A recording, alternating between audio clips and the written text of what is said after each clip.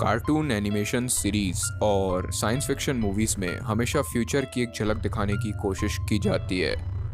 पर क्या हो अगर किसी कार्टून टीवी सीरीज़ में दिखाया गया कोई इवेंट फ्यूचर में वाकई हो जाए, और वो भी इतना एक्यूरेट कि उसको कोइंसिडेंस कहना इम्पॉसिबल है।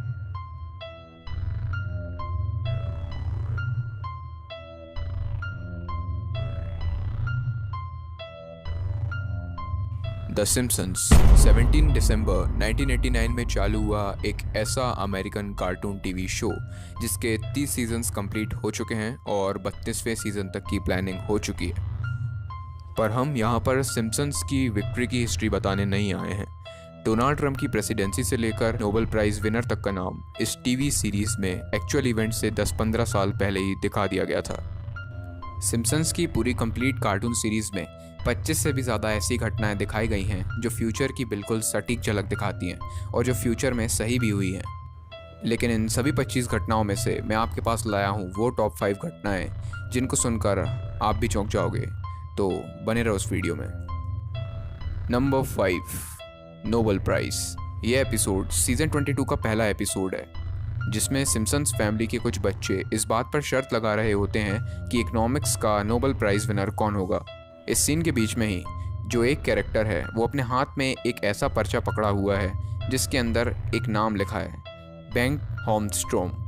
आपको ये जानकर हैरानी होगी कि ये जो एपिसोड था वो 2010 में दिखाया गया था और बेंट होमस्ट्रोम ने इकोनॉमिक्स में 2016 में नोबेल प्राइज़ जीता। तो ये कोई कोइंसिडेंस कैसे हो सकता है कि इतने कठिन नाम वाला कोई व्यक्ति उसी सब्जेक्ट में फ्यूचर में नोबेल प्राइज़ जीते। Number 4, US Ebola outbreak. आप सब लोग इस बात को तो जानते होंगे कि 2014 के आसपास दुनिया में एबोला वायरस बहुत चर्चित था।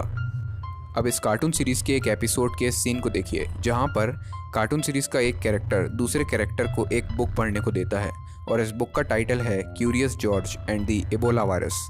इस बुक के फ्रंट पेज पर एक बीमार लेडी भी हमें देखने को मिलती है। पर क्या आप इस बात पर विश्वास कर पाएंगे कि ये एपिसोड 2014 के बाद नहीं बल्कि पहले आया था? कितने पहले? 1997 में। तो दुनिया में एबोला वायरस का नाम फेमस होने के 17 साल पहले ही वो इस कार्टून सीरीज में कैसे दिखा दिया गया। Number 3, the God particle. Season 10 episode 2 1998। इस एपिसोड में ये दिखाया गया है कि सिम्पसन्स का मेन कैरेक्टर होमर एक इन्वेंटर बनना चाहता है और इसलिए वो लैब में जाकर साइंटिस्ट जैसी हरकतें करने लगता है।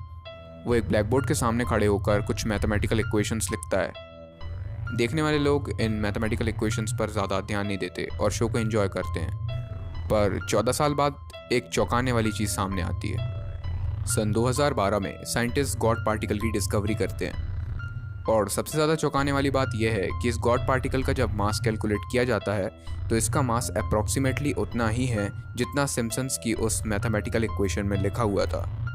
तो किसी आदमी का नाम कोइंसिडेंस हो सकता है, दुनिया में होने वाला कोई इवेंट कोइंसिडेंस हो सकता है, लेकिन गॉड पार्टिकल जैसी कॉम्प्लेक्स चीज़ का एक कॉम्प्लेक्स मैथमेटिकल इक्वेशन में मास सही होना कोइंसिडेंस नहीं हो सकता। Number 2, faulty voting machines. इस एपिसोड में ये दिखाया गया है कि होमर बराक ओबामा की प्रेसिडेंसी से खुश होकर अगली बार भी उन्हीं को इलेक्ट करने के लिए वोटिंग मशीन में उनके नाम का बटन दबाता है। पर जो वोटिंग मशीन होती है वो ख़राब होती है और उसका वोट जॉन मकेन नाम के एक पॉलिटिशियन को चले जाता है। पर आश्चर्य की बात तो तब हुई कि 4 साल बाद 2012 के प्रेसिडेंशियल इलेक्शन में जब एक व्यक्ति ने बराक ओबामा को वोट देने के लिए मशीन पर क्लिक किया तो उसका वोट मिट रोमने नाम के दूसरे पॉलिटिशियन को चला गया। उस आदमी ने इस पर्टिकुलर इंसिडेंट का एक वीडियो भी बनाया और उसको यूट्यूब पर भी अपलोड कर दिया जिसके ऊपर 10 मिलियन व्यूज़ से भी ऊपर है। तो एक यूट्यूब वीडियो जैसे ठोस सबूत के साथ क्या आप कह सकते हैं कि ये दोनों इंसिडेंट्स कोइंसिडेंस हैं? और अब आता है वो वीडियो जिसका आपको शुरुआत से इंतज़ार था। Number 1, Donald Trump's presidency. Season 11 episode 17 year 2000। इस एपिसोड में ये दिखाया गया है कि अमेरिका का प्रेसिडेंट एक सरकी आदमी बन गया है और उसका नाम भी ट्रंप है। आप इस कार्टून कैरेक्टर के चेहरे को एक्चुअल डोनाल्ड ट्रंप के चेहरे से मिलाकर भी देख सकते हैं। इस एपिसोड में वो पॉलिटिशियन एस्केलेटर से नीचे उतरता दिखता है और मज़े की बात देखिए कि उसके कुछ सालों बाद एक्चुअली डोनाल्ड ट्रंप उसी ड्रेस में वही एक्शंस करते हुए उसी एक्सकेलेटर से नीचे उतरते हैं जो सिम्पसन्स की उस सीरीज़ में दिखाया गया था।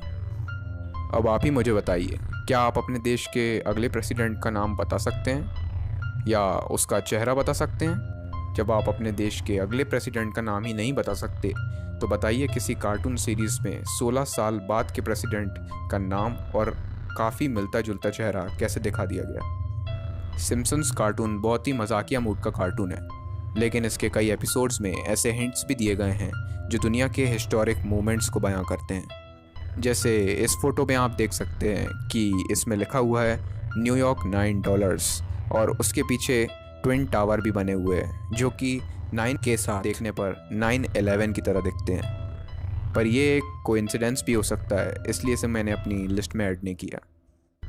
अगर आपको ऐसे ही अजीबोगरीब वीडियोस देखने में मज़ा आता है तो सब्सक्राइब करें। मिलता हूँ आपसे अगली वीडियो में, तब तक के लिए बाय।